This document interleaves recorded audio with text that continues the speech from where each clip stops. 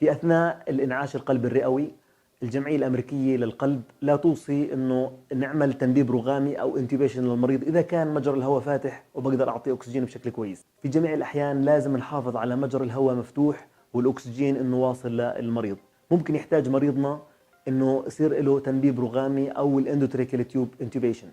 اللي راح يعمل للمريض انتوبيشن لازم يكون عنده بلان A وبي وسي.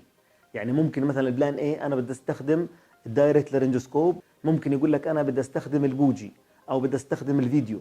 خلينا نشوف في هذا الفيديو إيش الأدوات الموجودة بالكراش كارت وإلها علاقة بالانتوبيشن. طبعا هذا عبارة عن إيد بتساعد إدخال الانتوريكال تيوب. دائما اللارنجوسكوب بينمسك بالإيد اليسار. بهمني أتأكد إنه البطاريات شغالة فيه والضوء شغال. عندي أنا الاندوتريكال تيوب اللي هو منه أحجام من 2 ل 10. طبعا كل رقم بيكون مليمتر، يعني كم حجمه من الداخل، 2 مليمتر قطره من الداخل أو 10 مليمتر اللي هو 1 سنتي قطره من الداخل.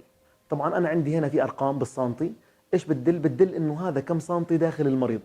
وبالعادة إحنا بنحكي مثلا على اللبس أو التيث بنقيسه، مثلا نحكي الليفل تبع الاندوتريكال تيوب 24، معناته على حد الأسنان 24 سنتي داخل المريض. طبعا الاندوتريكال تيوب ممكن يتدخل عن طريق الفم او عن طريق الانف، فبتلاقي مكتوب عليه اورال ونيزل. الان انا موجود عندي بالون او الكف، هذا طبعا بثبت الاندوتريكال تيوب مكانه، بنفس الوقت بمنع يصير في عندي اسبيريشن. طبعا بالعاده احنا بننفخ البالون هذا بسرنجه 10 سي سي فقط. طبعا لازم نتاكد انه البالون هذا ما في له تسريب قبل ما نعمل تنبيب للمريض. حتى لو مرات تيجي امرجنسي اتاكد، لانه ممكن انت بعد ما تركب الاندوتريكال تيوب يطلع في ليك. طبعا احنا اكيد راح نتاكد من البالون وهو مغلف بحيث احنا ما نعمل عدوى للمريض. طبعا هاي قطعه بسيطه بتنحط على الاندوتريكال تيوب وعلى الباج ماسك وبنعطي للمريض نفس. هذه القطعه مجرد ما عرفت انه في CO2 في ثاني اكسيد الكربون بيتحول لونها للون الاصفر. بالعاده عشان نتاكد انه هو اخذ وقته، بالعاده بنصحوا انك تعمل 5 ل 6 مرات في الباج قبل ما تحكي انه في الرئتين او مش في الرئتين. الان في عندنا الستايلت. هذا الستايلت بيعمل عندي شكل للاندوتريكال تيوب وبسهل عملية ادخاله للفوكال كورد للحنجرة. اكيد احنا راح نحط الستايلت اثناء ما هو في الغلاف تبعه في الباكج تبعه. البوجي ليه موجود بعربة الطوارئ؟ طبعا البوجي له استخدامين شفتهم انا في خبرتي، انه الاطباء بيستخدموه علشان للديفيكالت انتوبيشن، اسهل صراحة في انه يدخل للرئتين المريض، فبدخلوا 30 سنتي، بعدين بتاكدوا انهم هم بالرئتين، بعدين بيعملوا سلايد بدخلوا الاندوتريكال تيوب عليه. مساله ثانيه شفتهم بيستخدموه اللي هو عندما بدهم يغيروا الاندوتريكال تيوب، مثلا اندوتريكال تيوب في الكف في البالون في مزع بدهم يغيروه، هل انه يرجعوا من اول وجديد؟ لا، بيستخدموا بوجي، بحطوا البوجي اول عليه، بشيلوا الاندوتريكال تيوب القديم، بنزلوا الجديد. ايش الادوات الاخرى نحتاجها في عمليه الانتوبيشن؟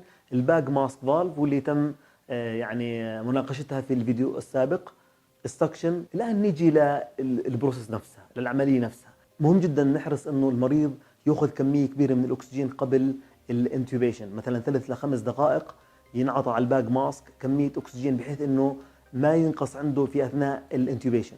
نحاول انه يكون الانتوبيشن اقل من 30 ثانيه.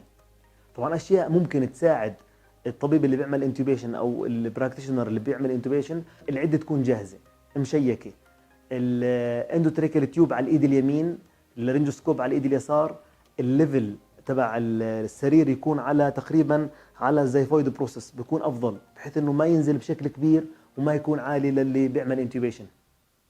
مهم جدا يكون السكشن شغال لانه ممكن يكون في سكريشن معطله على اللي بده يعمل انتوبيشن.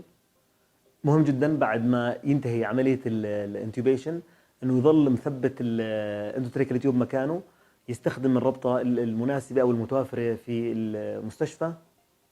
البالون نحرص انه ما يكون منفوخ كبير اكثر من 30 سنتيمتر ووتر برشر. طبعا كيف بدي اتاكد الاندوتريكال تيوب موجود في اللنج ولا لا؟